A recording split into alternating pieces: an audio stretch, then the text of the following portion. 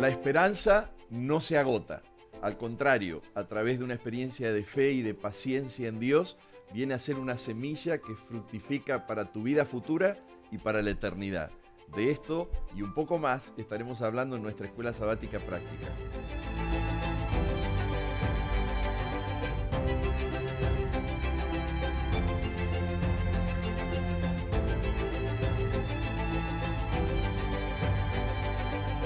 Bienvenidos nuevamente a nuestro programa de la Escuela Sabática Práctica. Ahora estamos ya en la sesión número 9 de nuestro estudio y están nuevamente con nosotros nuestros amigos Ismael Castillo y Rodolfo Albir, que nos han acompañado también en otras de las presentaciones.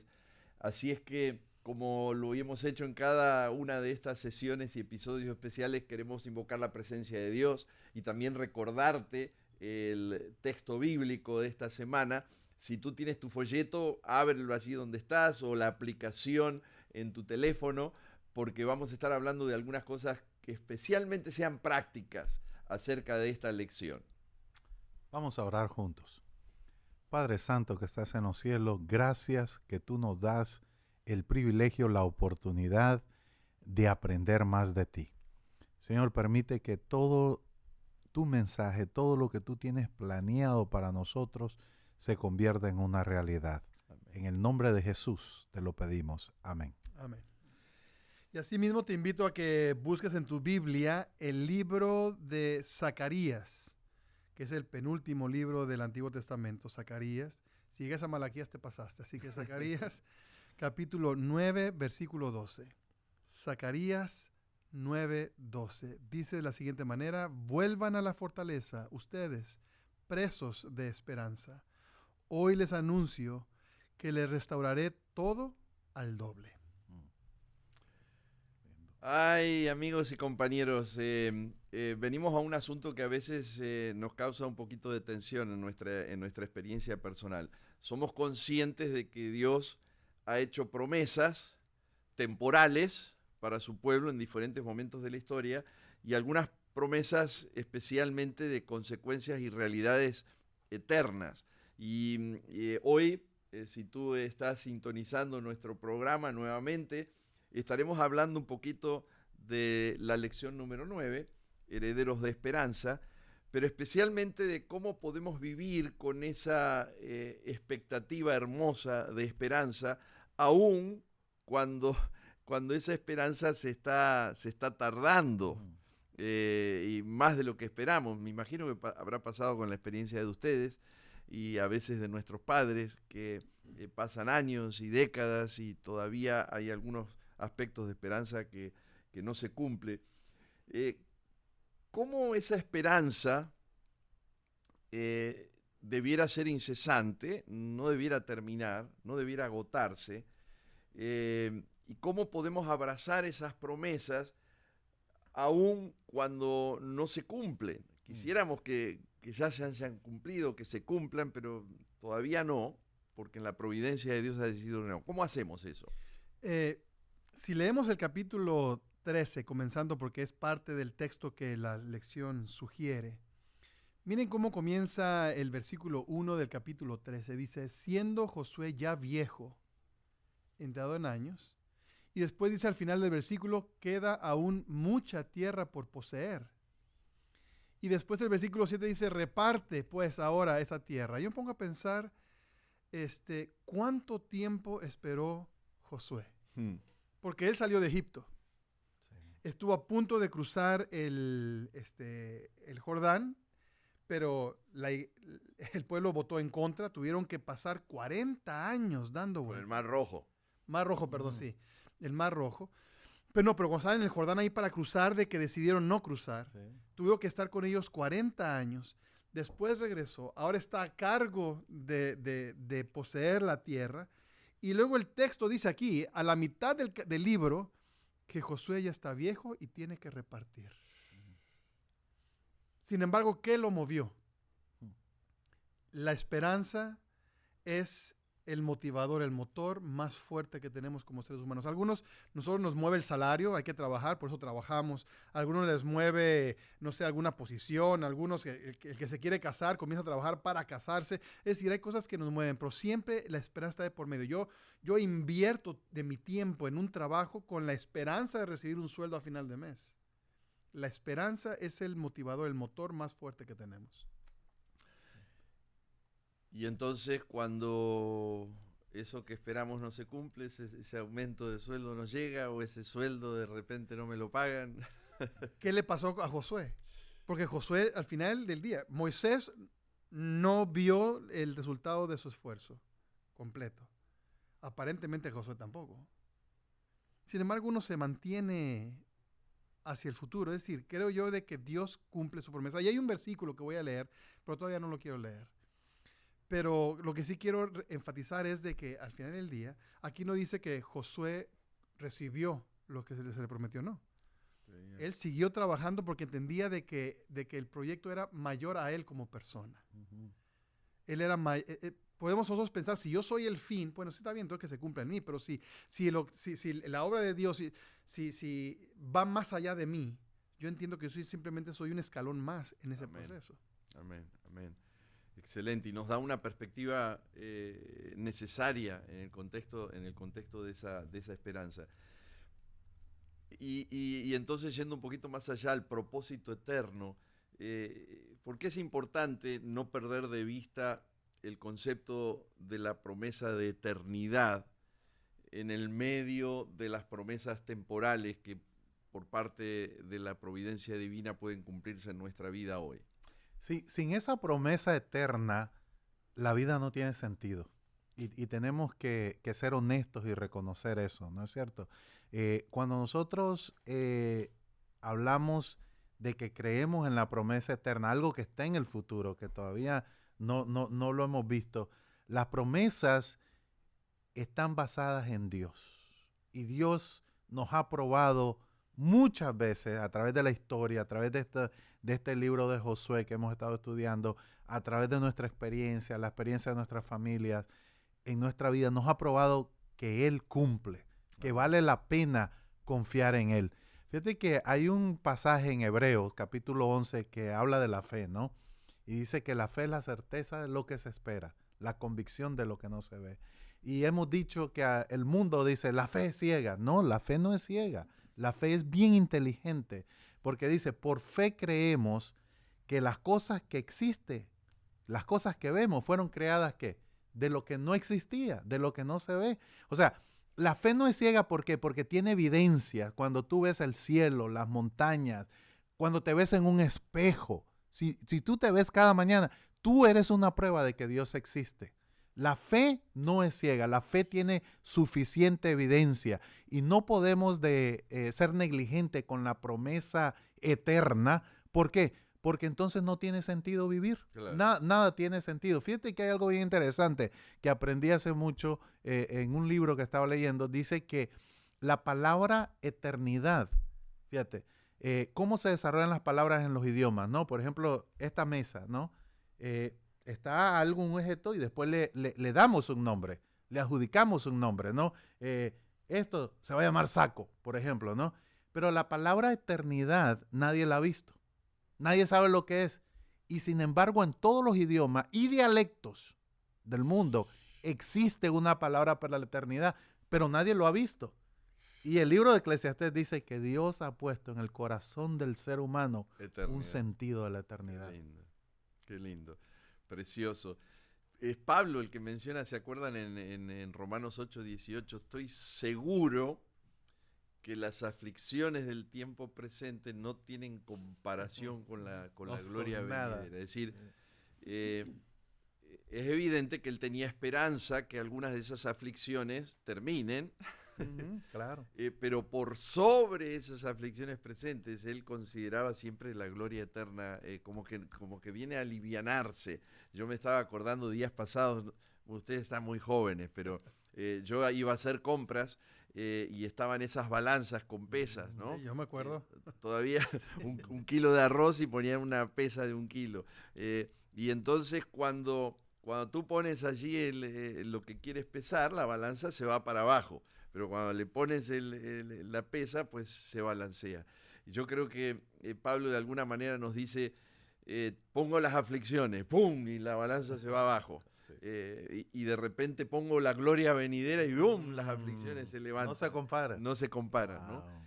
Y entonces, ¿por qué en ese contexto vivir como herederos de esa esperanza eterna a veces entra en una tensión con las situaciones del hoy y de ahora? De hecho, nosotros como Iglesia Adventista del Séptimo Día, en más de una oportunidad, hemos recibido críticas del mundo cristiano de que estamos tan ensimismados, tan enfocados en la segunda venida de Cristo y en la vida eterna, que no atendemos los problemas reales y relevantes del hoy y de ahora.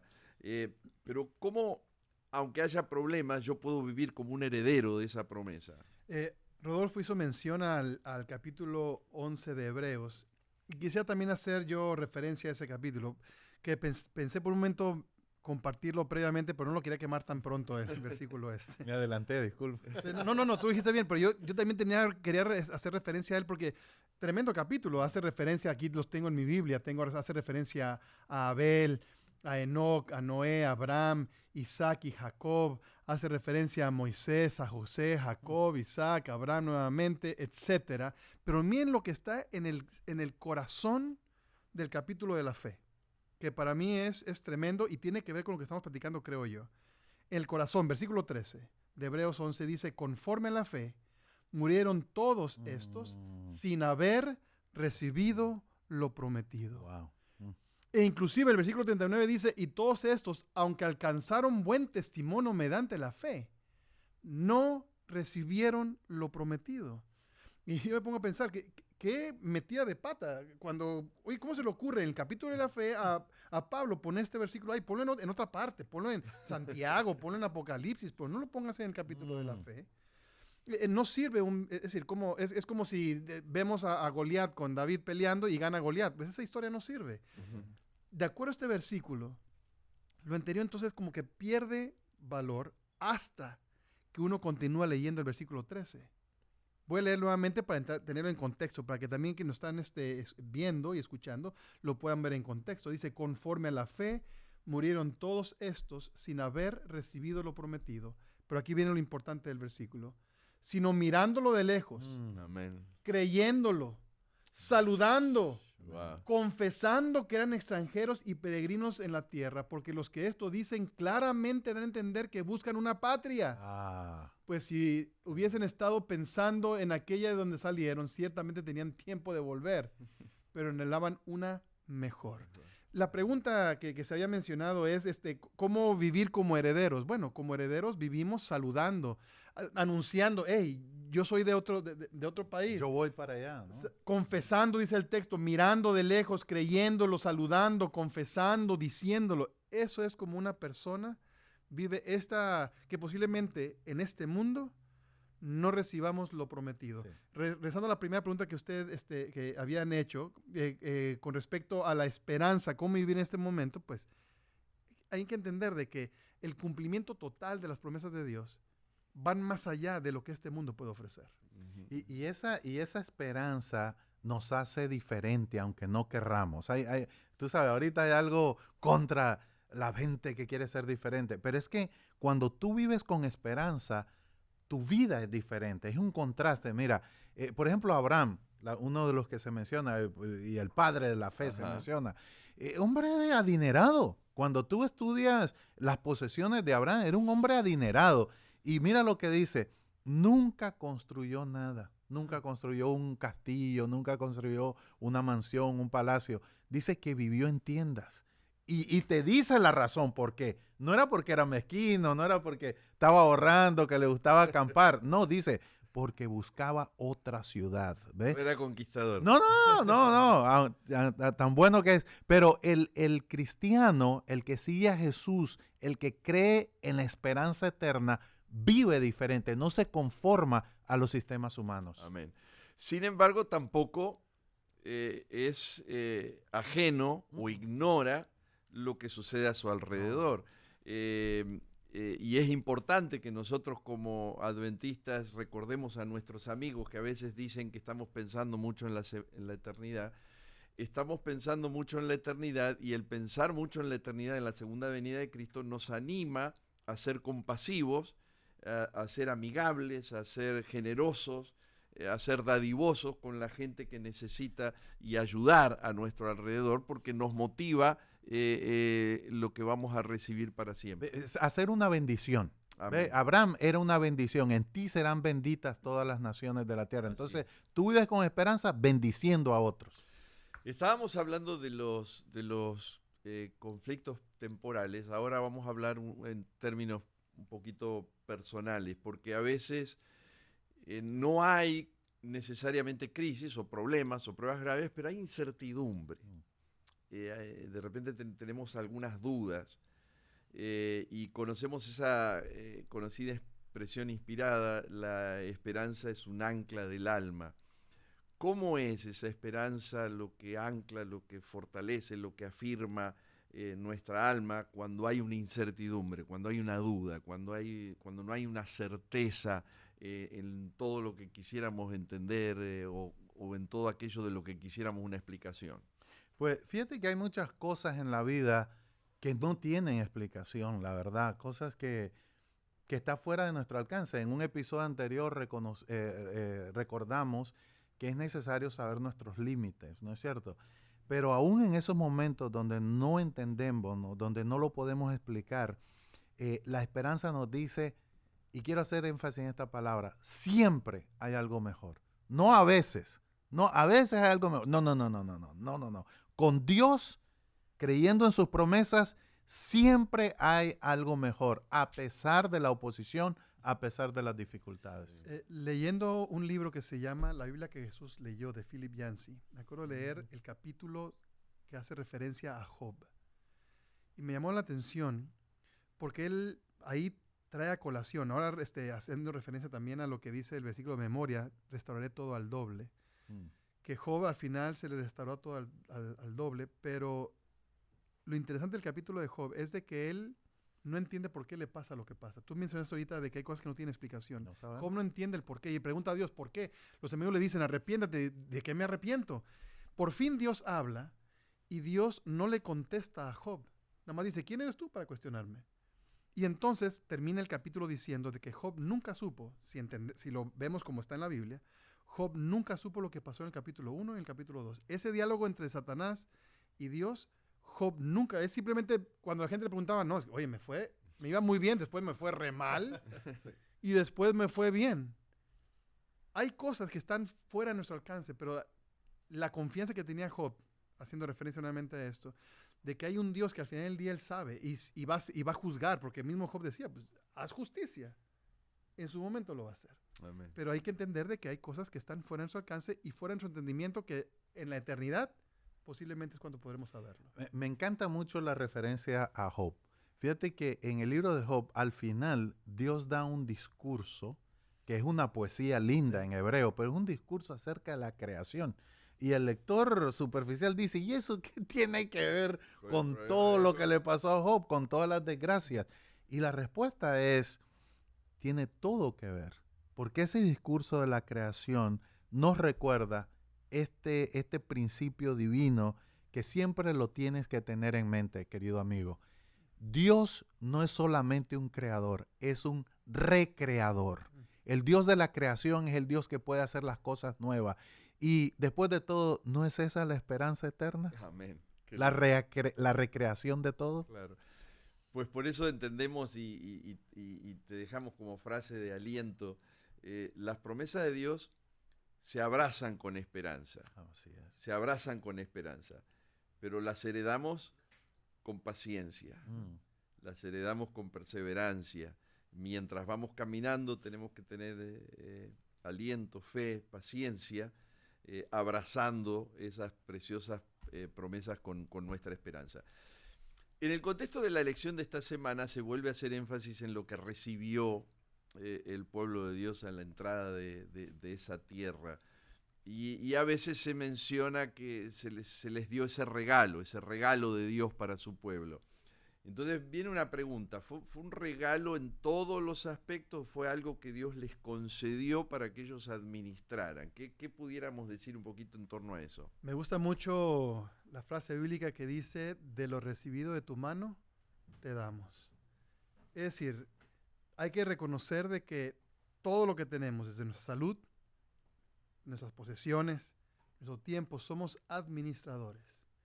Y el pueblo de Israel está recibiendo Canaán para que la administraran, no para que la abusaran, para que hicieran como ellos quisieran, no, era una administración inclusive que en términos divinos era para impactar el mundo entero. Esa era la intención original, hasta que tuvieron que hacer un cambio de planes, y el cristianismo se entiende que cumple esa función. Pero todo lo que tenemos es recibido de Dios, de eso damos. Es decir, Amén. Somos simplemente administradores, somos dueños de nada. Amén.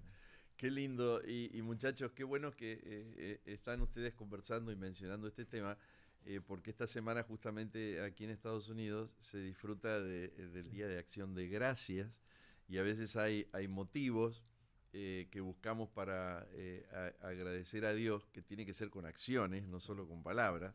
Y qué lindo es ver que le agradecemos a Dios reconociendo, como tú decías, Ismael, que todo lo que somos y tenemos lo recibimos de Él, y que lo recibimos de Él como un regalo, pero no para hacer lo que se nos da la gana, sino para administrarlo sabiamente aún nuestra vida, porque somos peregrinos hasta que recibamos por fin la herencia eterna. Fíjate que hay una responsabilidad en los dones de Dios. O sea, sí Él nos da, y nos da para nuestro goce y disfrute, pero hay una responsabilidad implícita, que es que ahora tú seas un agente de bendición. Lo hemos mencionado mucho, y gracias por recordar el Día de Acción de Gracias. Qué bueno es que como familia recordemos que todo lo que tenemos, si tienes un techo, si tienes un trabajo, si tienes salud, son las virtudes de Dios. Dios te ha dado eso, agradécele al Señor, pero ahora tú te conviertes en un agente de bendición. Ahora tú tienes que bendecir a... Fíjate que por eso las instrucciones de Dios al pueblo de Israel cuando toman posesión de la tierra incluyen, tienes que tratar bien al extranjero, tienes que tratarlo bien. ¿Por qué? Y dice, porque tú fuiste un extranjero. Al eunuco, que no tenía derechos de nada, eran los grupos marginados. Dice, tú Israel, tú lo tienes que tratar bien. Al extranjero, al eunuco. ¿Cómo no? Claro. Claro, es obvio. ¿Por qué? Porque Dios es el que te trató bien a ti.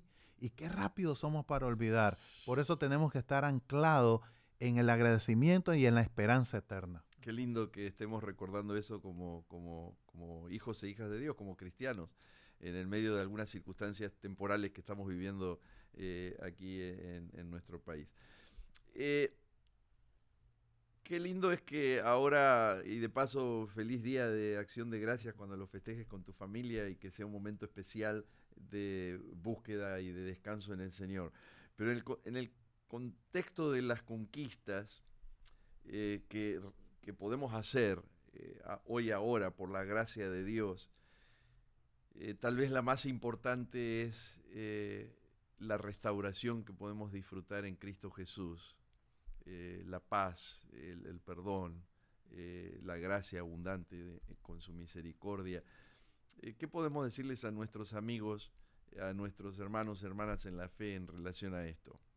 Sí, fíjate que un detalle bien importante es recordar que, y lo hemos mencionado en episodios anteriores, cuando este pueblo llega a Canaán, son descendientes de esclavos, son gente que no son una nación, no son una civilización, no son una cultura, son gente que viene del desierto y no tienen estrategias militares, o sea, no tienen ni armas, no tienen ni equipo, o sea, tienen que reconocer que todo lo que ellos conquistan es gracias al Señor, es gracias al Señor. Y era una tarea imposible, humanamente hablando, imposible.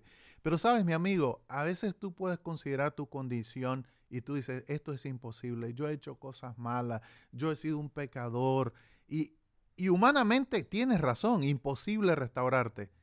Pero el Dios de Israel es el mismo Dios tuyo hoy en día, y Él, por su gracia, puede también restaurar tu vida. Y en Cristo abrazamos esa promesa, Amén, ¿no? amén. En Cristo abrazamos esa promesa. Por eso decíamos que las promesas de Dios se abrazan con esperanza, pero se heredan con paciencia y con perseverancia. Saben, los tiempos difíciles continúan y van a continuar. Nos encantaría decirles, miren, tengan paciencia, esto se va a pasar, ya va a pasar esta crisis. Sin embargo, sabemos que no van a pasar, tristemente, y no es para desanimarnos o para atemorizarnos, son realidades proféticamente señaladas, pero qué lindo es que somos herederos de una esperanza viva, ¿no? No es una esperanza que es una utopía o algo irrealizable, es una esperanza viva, y es viva porque nuestro Dios vive, porque nuestro Cristo, Señor y Salvador, vive. Y les alentamos a que sigamos creyendo y fortaleciendo nuestra esperanza en el Señor, aunque no veamos algunas cosas que son reales, pero no visibles, y que sigas estudiando estos temas. Muchas gracias por compartir nuestro programa, y te animamos a que junto a tu familia canten con entusiasmo con nosotros, danos fe como Josué. Y te esperamos en la próxima programación. Nos acercamos a momentos finales del estudio de la vida de Josué y su experiencia de fe.